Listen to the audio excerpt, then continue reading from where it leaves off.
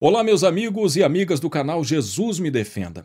Estou trazendo um assunto hoje bombástico. Um assunto que vai deixar você de cabelo em pé. Que vai trazer ao seu coração uma mistura de sentimentos. De tristeza, de revolta, de indignação. Hoje pela manhã, enquanto eu orava a Deus, eu pedi a Deus que Ele viesse falar comigo com relação à minha missão, com relação àquilo que eu posso fazer para contribuir no reino de Deus. E Deus me trouxe uma palavra falando de uma situação que aconteceu em Israel e que eu vi acontecer hoje. Presta atenção nessa palavra do profeta Ezequiel, capítulo 34. Veja o que está escrito. Veio a minha palavra do Senhor, filho do homem, profetize contra os pastores de Israel. Profetize e diga-lhes, assim diz o soberano, o Senhor: ai dos pastores de Israel que só cuidam de si mesmos. Acaso os pastores não deveriam cuidar do rebanho? Vocês comem a coalhada, vestem-se de lã e abatem os melhores animais, mas não tomam conta do rebanho. Vocês não fortaleceram a fraca, nem curaram a doente, nem enfaixaram a ferida. Vocês não trouxeram de volta as desviadas, nem procuraram as perdidas. Vocês têm dominado sobre elas com dureza e brutalidade. Por isso, elas estão dispersas, porque não há pastor algum. Quando foram dispersas, elas se tornaram comida de todos os animais selvagens. As minhas ovelhas vaguearam por todos os montes e por todas as altas colinas. Foram dispersas por toda a terra e ninguém se preocupou com elas, nem as procurou. Essa palavra eu li hoje pela manhã e, conversando com Deus, eu pude perceber que é uma realidade que existiu no povo de Israel na época do profeta Ezequiel, mas também acontece nos dias de hoje. É uma realidade onde nós vemos muitos pastores que não estão nem um pouco preocupados com suas ovelhas. Eles estão preocupados com a sua lã, com a sua carne, ou seja, com as suas ofertas, com os seus dízimos, com a sua presença nas suas igrejas para formar número no rol de membros. Há muitos pastores que se orgulham em dizer, na minha igreja temos 5.000 membros. Mas quando você vai olhar para a vida desses membros, você percebe que estão iguais a essas ovelhas do profeta Ezequiel. Dispersas, fraturadas, machucadas, esquecidas, abandonadas. Eu percebo isso pelas pessoas que publicam comentários, seja no meu canal Jesus Me Defenda no YouTube ou no Facebook. O que eu vejo de pessoas espalhadas pelo Brasil que não têm um atendimento pastoral para resolver as mínimas questões. O que eu tenho visto de pessoas sofrendo, chorando e sem saber para onde ir, porque não pode contar com um bom atendimento pastoral. Porque muitos dos pastores estão iguais a este que falou o profeta Ezequiel, preocupados com a sua vida, com o seu umbigo, com aquilo que lhes interessa. Tem pastor que usa o tempo de gabinete para ficar fazendo negócios pela internet, enquanto os membros ficam sem atendimento, enquanto os membros perecem.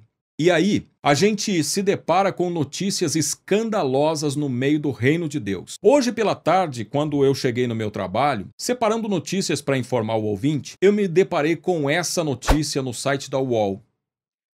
O tema da notícia me chamou a atenção porque a gente está sempre procurando material para aconselhar casais e eu vi essa manchete. Fui casada, me separei e agora vivo um amor livre com o mesmo homem.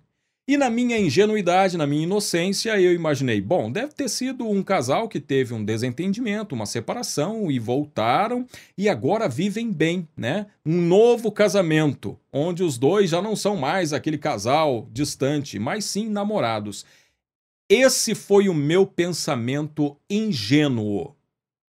Quando eu comecei a ler a matéria, eu me interessei até um pouco mais quando eu vi escrito: eu fazia faculdade de secretariado, ela, a mulher, e ele de teologia, na mesma universidade.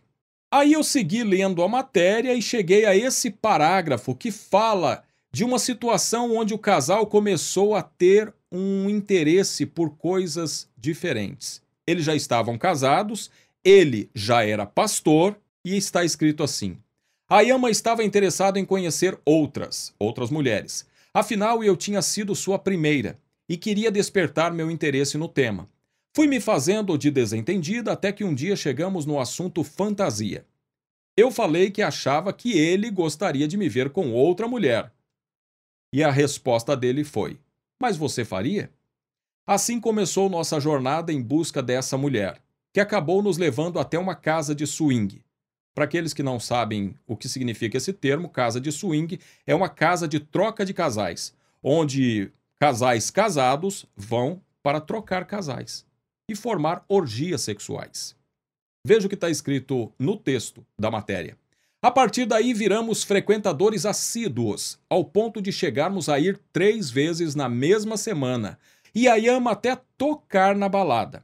Não sei de onde tirávamos energia. Trabalho, casa, nossa relação a dois, baladas, mênages e mais mênages e ainda a igreja no domingo. Sim, ele ainda era pastor nessa época e conciliávamos nossa vida na comunidade da igreja com um relacionamento aberto. É interessante que quando a gente às vezes ouve falar de um escândalo de um pastor envolvido com algum tipo de coisa pecaminosa, coisa marginal, logo você fica sabendo que é um pastor, mas que no fundo, nem era pastor. É alguém que começou a frequentar uma igreja que não tinha muita regra, que não tinha muito critério, nem doutrina, e aí esse homem chegou ao púlpito ou chegou a ser pastor, nomeado por alguém, na carteirada, no pistolão, de qualquer forma, de qualquer jeito. A gente está acostumado a ver escândalos de pastores, de gente que simplesmente algum superior olhou para ele e falou: "Ó, tu vai ser pastor e pronto". Eu estava acostumado a ver situações assim. Agora aqui nós estamos falando de um pastor que fez um curso teológico numa universidade, o que nos leva a entender que provavelmente não era uma igreja que começou ontem, mas era uma igreja histórica. Quem sabe até uma igreja tradicional, do tipo batista, metodista, presbiteriana, enfim, um pastor de uma igreja provavelmente histórica, tradicional, que ia para encontros de trocas de casais 3 vezes por semana, praticava orgia com outros casais, com a sua esposa, e depois ia celebrar a Santa Ceia no domingo. Porque é isso que diz a matéria. Eu não estou aqui fazendo esse vídeo para criticar o estilo de vida desse casal, cada um tem a sua vida e faz dela o que quiser. Agora, uma coisa eu não posso deixar passar batido. A Igreja de Deus chegou a esse ponto, um pastor indo para casas de swing com a sua esposa e ainda celebrando cultos, celebrando a ceia. E essa situação durou não por semanas, meses ou um ano, mas há quase 5 anos. Nós precisamos abrir mais os nossos olhos.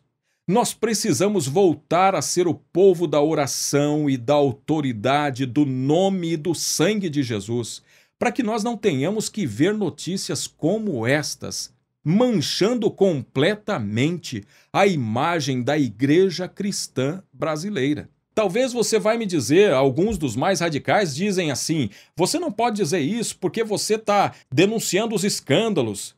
Opa! Eu não posso dizer? Eu tenho que deixar isso encoberto? Não. Esse tipo de notícia precisa ser dito e dito num canal cristão para que as pessoas tenham acesso, porque o que tem de gente que depois que se torna cristã para de frequentar as notícias fora do arraial religioso, e eu te pergunto, com que autoridade a gente pode denunciar o pecado quando nós temos notícias como essa estampando as páginas dos jornais? Fica aqui a minha indignação.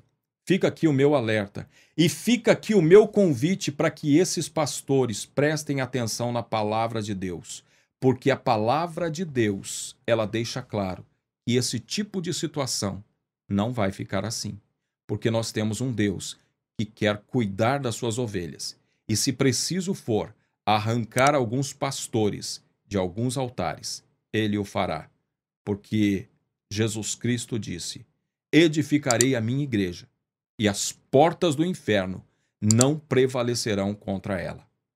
Abra os olhos, igreja.